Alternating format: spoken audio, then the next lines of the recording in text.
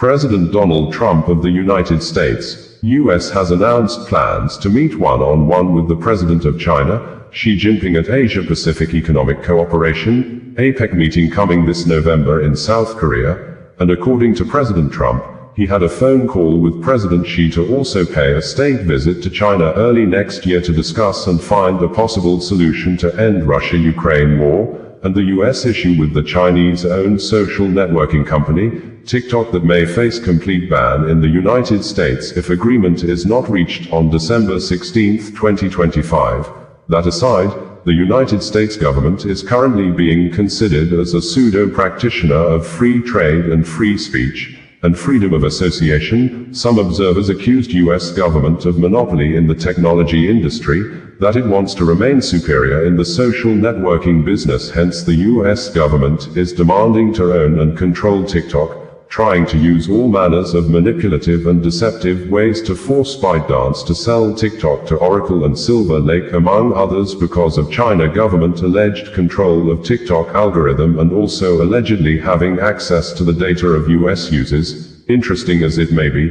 in the aspect of trying to apparently abuse freedom of association, United States government under President Donald Trump has revoked and denied visa to Palestinian President Mahmoud Abbas and 80 other Palestinian. It may be true that there are certain things people do to others, they may not take the same from anyone. This assertion appeared to have come into play in the current administration of Nigeria President Bola Ahmed Tinubu, who in the era of President Goodluck Ebele Jonathan apparently used spin logic to always make false statements, incite the public against the government, destroy the reputation and personality of the then President Goodluck Ebele Jonathan. As you may know, spin logic in communication is a public relations campaign strategy that uses deliberate biased or misleading interpretations of events and information to influence public perception. In one of the viral videos between 2012 and 2014 in the history of politics in Nigeria,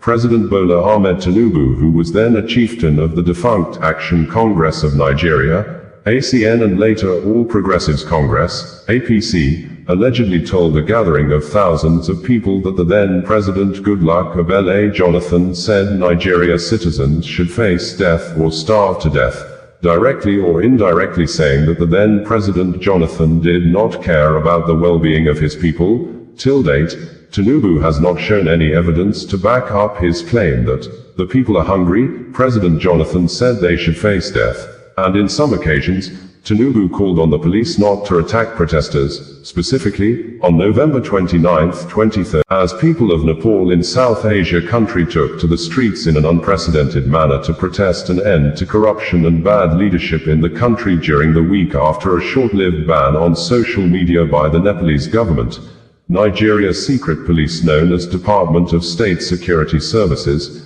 DSS, appeared to have doubled efforts apparently to avert the unpleasant Nepal situation in the West Africa country, a situation where some politicians in the South Asia country tasted the bitter side of their citizens like never before. The DSS has appeared to be on the neck of ex-social media management to ensure the deletion of a post tweeted by the founder of Sahara Reporters News Media and a well-known anti-government critic, Omiyele Sowore, that allegedly described the Nigeria president, Bola Ahmed Tinubu, as a criminal, a statement Sowore made in reaction to the words of President Bola Ahmed Tinubu over corruption in Nigeria while the president was on official visit in Brazil. The DSS said Sowore misrepresented the president's statement, and as such, the supporters of the president are not happy over it. Hence, the security service demanded a retracted publication from Omiyele Sowore, but, in a swift reaction, Omiyele declined and accused the DSS of always acting illegally.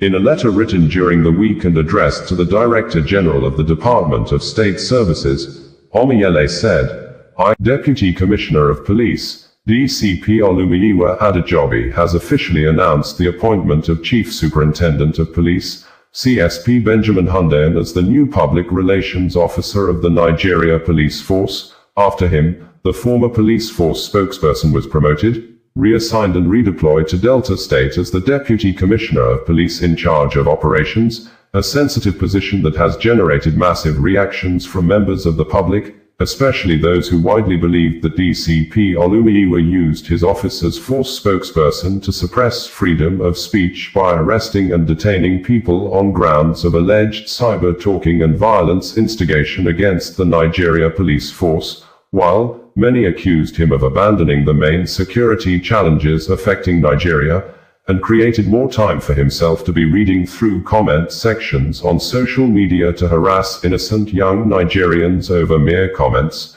and the new posting may offer DCP Olumiyiwa the opportunity to always lead a team of combat joint security squads to battlefields where he may have direct contact with some of the deadly and well-armed gunmen in the South and Southeast geopolitical zones.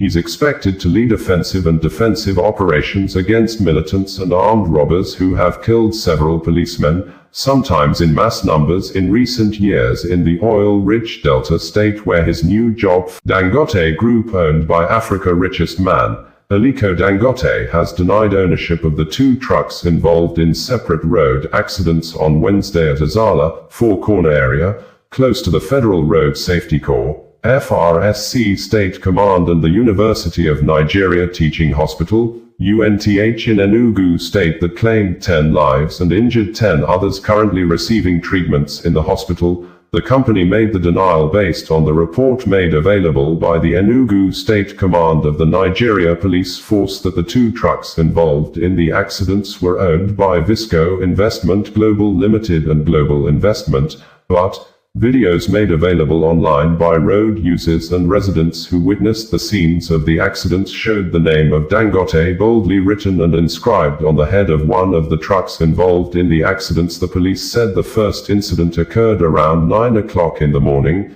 claiming 6 lives, and the other took place at 3 o'clock in the afternoon, killing 4 persons. And our check indicated that the Visco Investment Global Limited is registered by Nigeria Corporate Affairs Commission, CAC, as a general contractor, and the company head office is opposite Dangote Cement Factory at Obajana in Lokoja area of Kogi State. And its statement on Wednesday, Dangote Group may have admitted Visco Investment Global Limited as a partner as it described the contracting company as a third party. Nigeria President Bola Ahmed Tinubu has said that the West Africa country has no fear over whatever the President of the United States, Donald Trump, is doing, although the Nigeria president did not give details what the US president is doing that the nation has no fear of, but President Tinubu at a meeting with political leaders at the State House in Abuja on Tuesday said that the country has met its revenue target for 2025 from non-oil revenue sources, saying,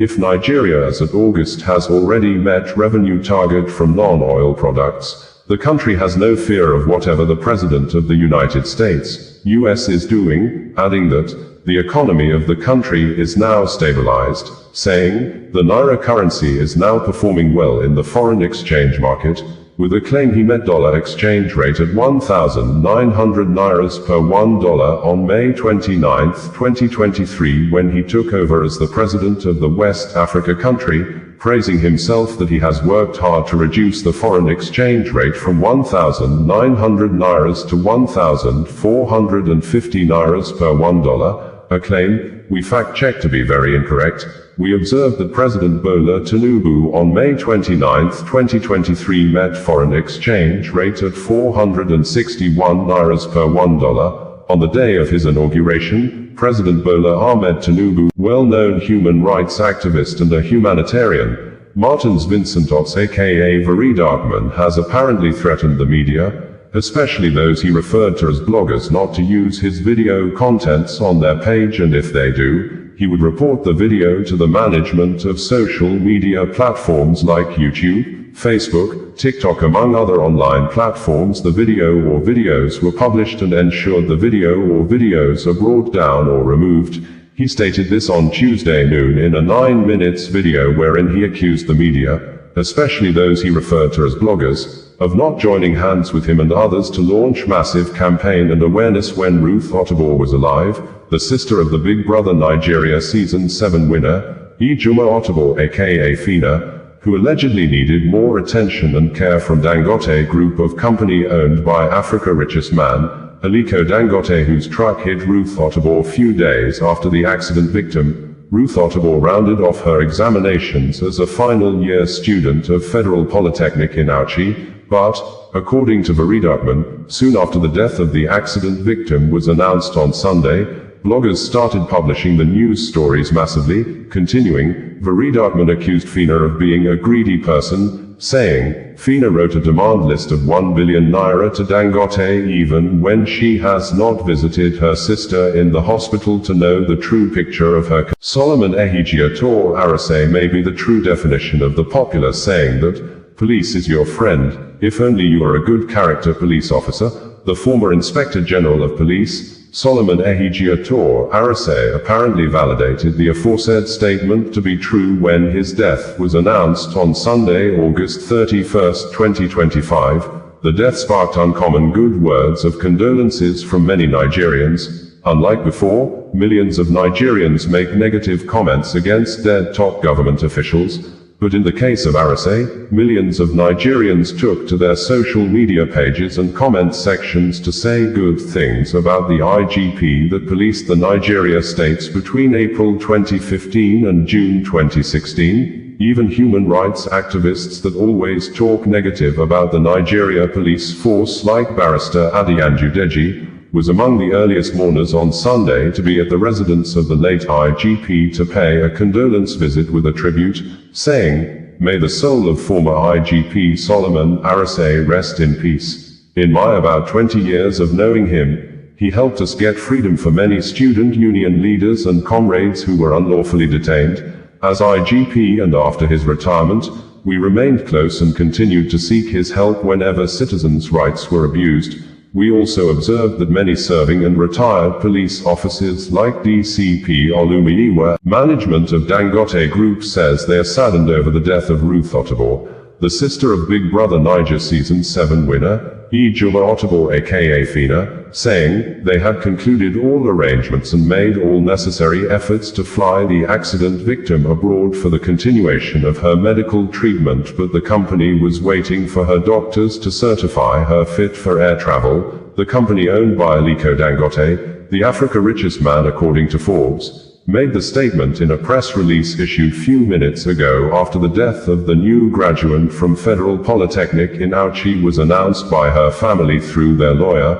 Barrister Justice Shegun Ojino of Echo Solicitors and Advocates, saying, the graduate, who was knocked down alongside her motorcycle rider by a truck owned by Dangote Group in Auchi community earlier this month, passed on exactly 6:30 hours on Sunday. According to Dangote Group, we are deeply saddened by the passing of Ruth Otterbourne, who was injured in the recent road incident involving one of our trucks in Auchi, Edo State.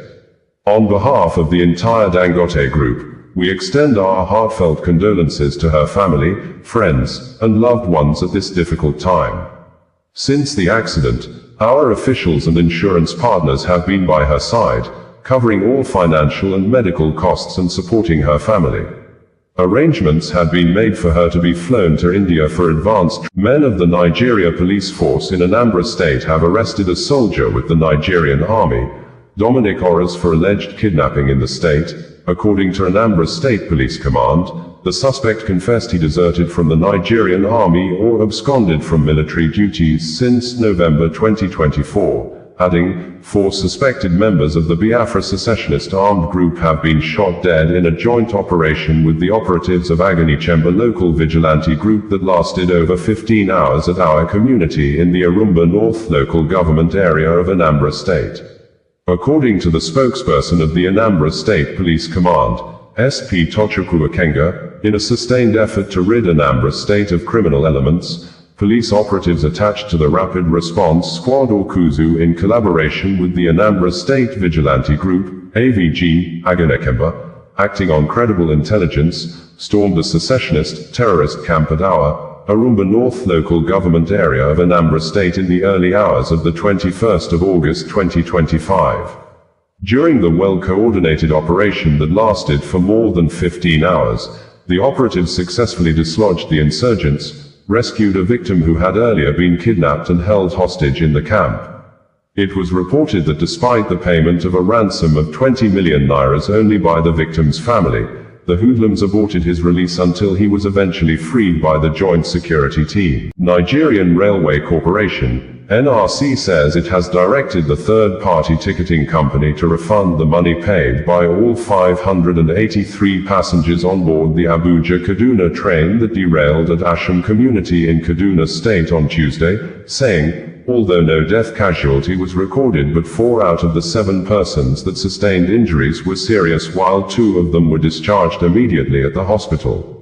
NRC, in a statement on Tuesday, said, following the derailment of the Kaduna-bound Abuja-Kaduna train service earlier today at Asham, Kaduna State, the Nigerian Railway Corporation, NRC, wishes to provide an update on the situation. A total of 618 persons comprising 583 passengers, 15 NRC crew members, 1 medical personnel, 8 cleaners, and 11 catering staff were successfully evacuated from the train. Out of this number, 7 passengers sustained varying degrees of injury and were immediately transported by ambulances to hospital facilities by medical personnel mobilized to the site. The remaining passengers were conveyed safely back to Idu and Kubwa stations aboard a rescue train dispatched from Idu for that purpose.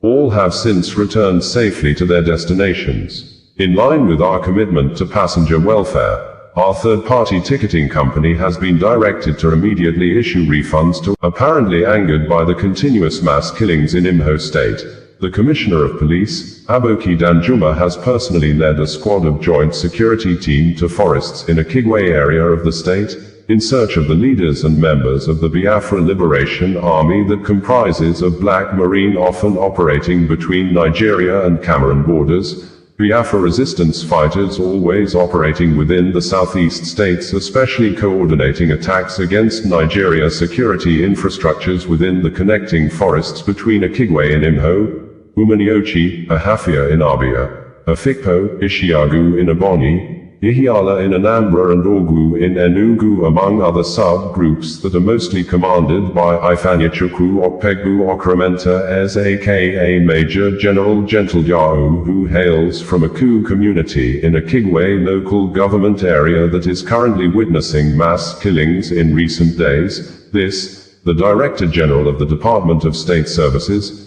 DSSDG, Adeola Oluwatosin Ajayi, was seen in Imo State on Tuesday after a video went viral, showing 3 young men suspected to be members of Biafra fighters shot dead at a close range by someone suspected and widely believed to be Major General Gentlejao, who had accused the 3 young men of armed robbery. Thus, he said the 3 young men, who may be in their 20s, abandoned the duty post. Bringing you the news in a more digital way.